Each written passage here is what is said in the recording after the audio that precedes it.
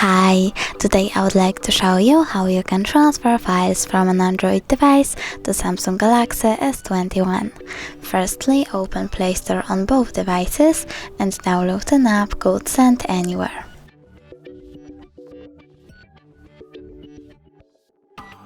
Now open it.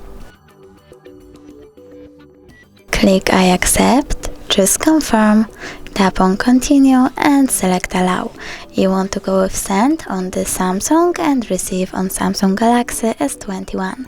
Normally you need to tap on all of those dots and click send to send all of your files.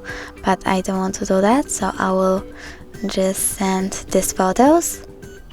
So all I need to do is tap on them, click send and click got it. From here there are two ways to connect. You can input password or scan QR code. I will click on the scanning icon, choose while using the app and scan the code because it's faster.